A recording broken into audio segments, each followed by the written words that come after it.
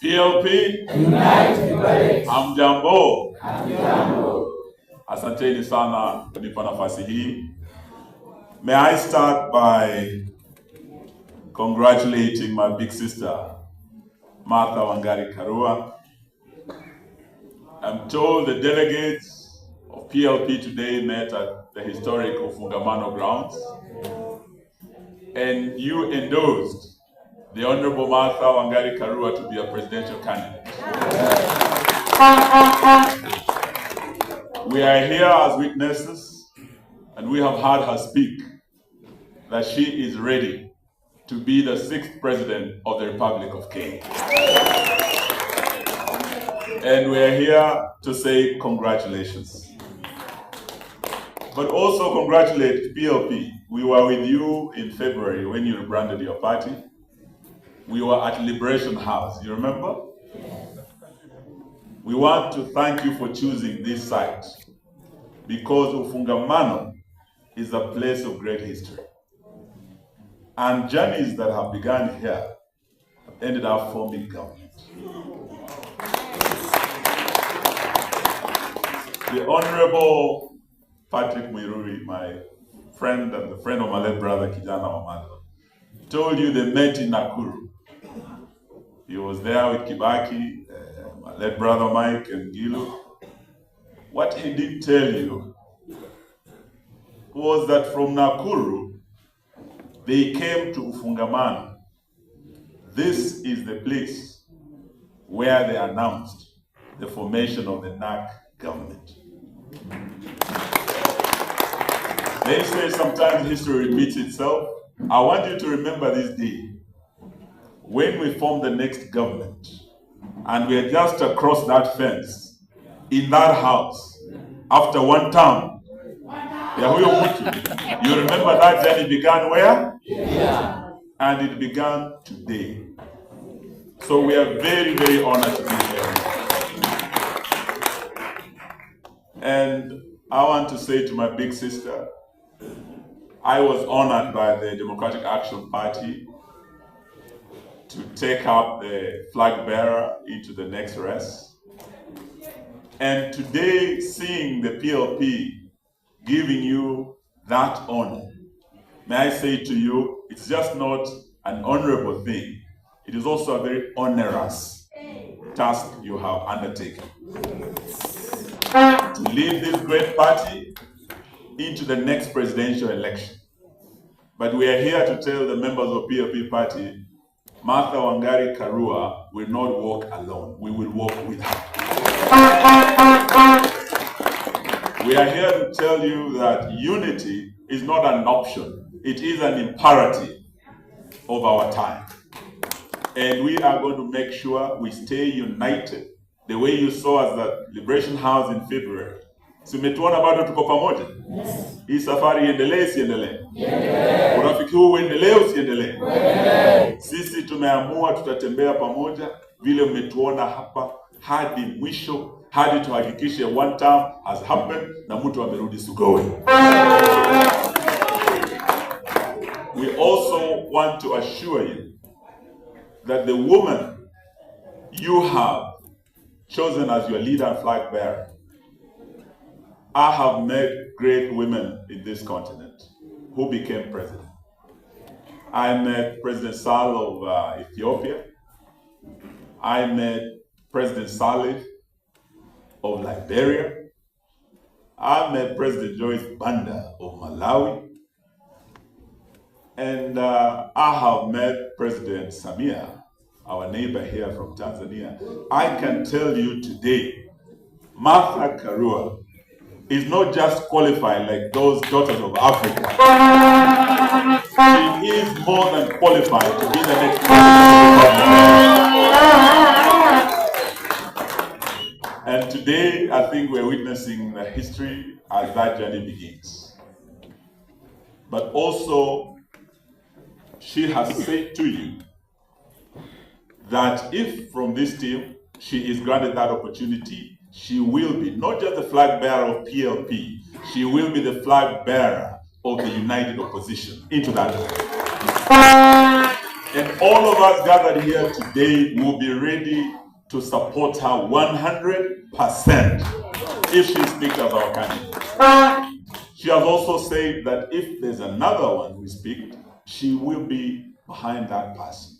This is the only way we are going to remove William Samoei Ruto, through unity of purpose and through the words of one great leader, Professor Saitoti, who once said, there comes a time when a nation is more important than an individual.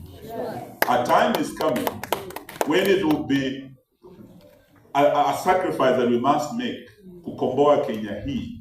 Kenya will be more important than our personal ambition. This team gathered here today has made that decision, that will bear any price, any burden, make any sacrifice to make this a reality and to make William Ruto a one-term president. Are you ready? Yes. I've heard your SG, my good friend, remind you the 29th of this month will be a very important day. I see very many Gen Zs in this hall. Gen Z Mupo. You have a date with destiny on the 29th. That day is very important. Saying one term alone is not enough.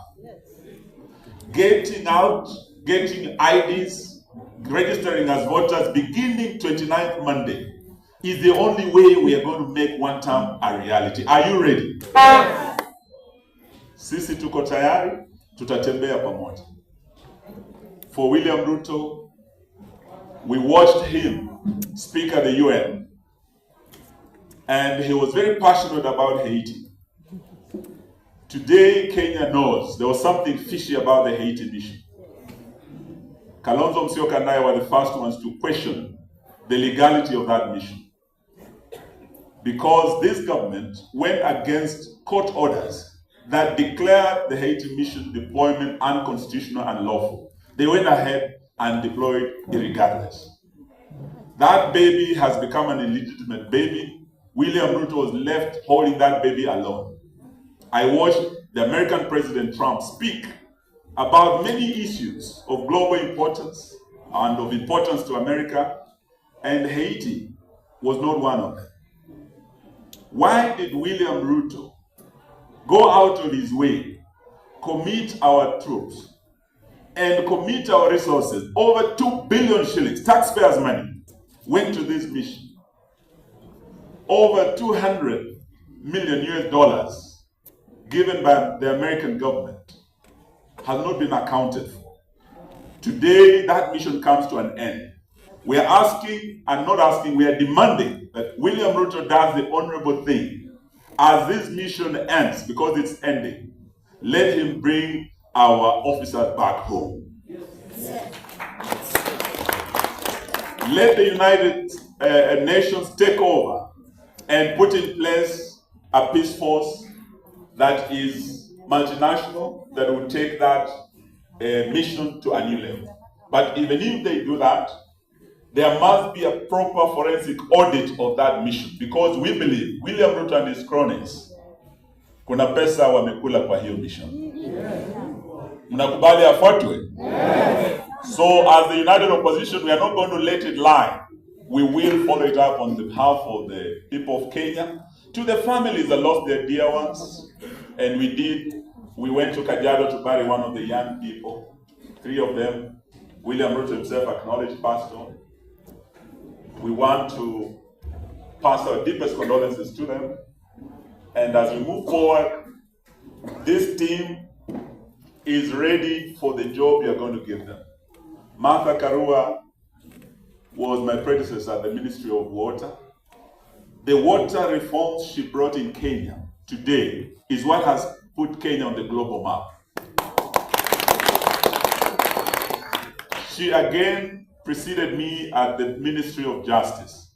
The constitution that you enjoy today in this country. Success has many fathers and mothers, but one of the leaders who led the way, the trailblazer, who made it possible for constitutional review to be done and our new constitution to be in place, was none other than the Minister for Justice then, the Honorable Martha Karua. I was honored to go to that ministry after her, and we remained friends for many years. We implemented what she put in place, and today we can say that we have a team. Apart from her, we have a Speaker Muturi here, who was a minister. We have two gentlemen here who have been second in command in our country. The 10th Vice President of the Republic of Kenya, Kalonzo Musyoka, is part of this team. The second Deputy President of the Republic of Kenya, Rigathi Gachagua, is part of this team. What you are seeing here is a team that is ready on day one to lead this country. It is a team that has worked with Kibaki and put in place the best policies this country has seen. A team, some of us have worked with Uhuru, some of the best policies in the health sector, in education, including Linda Mama, including Educare, policies that work, free primary education under Kibaki. This is a team that from day one will reverse the bad and failed policies of this failed regime. Beginning with Sha, She, She, Show. Beginning with housing levy, which is the biggest scandal ever. This is the team that's going to reverse all those bad policies and restore the dignity of the pay slip of every Kenyan worker. This is the team that's going to happen. So we ask you to work with us, to walk with us, to support us, and it is my pleasure to say to my big sister, Hongera, and to say to her also, one term is not a bad thing. Kuna watu wa William Ruto wanafikiria tukisema one term tunamkosea heshima. Hapana. Ukienda Malawi, si Rais Chakwera amepewa one term, si ndio? Yes. Wiki hii, juzi, Malawi wameamua because Chakweranomics failed. Just the way Rutonomics has failed Kenyans. Na wamemwambia aende asiende. Ukienda Liberia, George where nomics failed. Just the way Rutonomics have failed Kenyans. Huyo jamaa wa Liberia alikuwa the same age as Ruto. Aliambiwa ni one. Good luck Jonathan kule Nigeria. Aliambiwa ni one. So Ruto tukikwambia one term, Wakenya wakiamua itakuwa one. Ama mnasemaje? Na mimi nakubaliana na Martha Karua ya kwamba hata sisi tunaochukua tusikue kama huyu jamaa lazima ikue 2 term.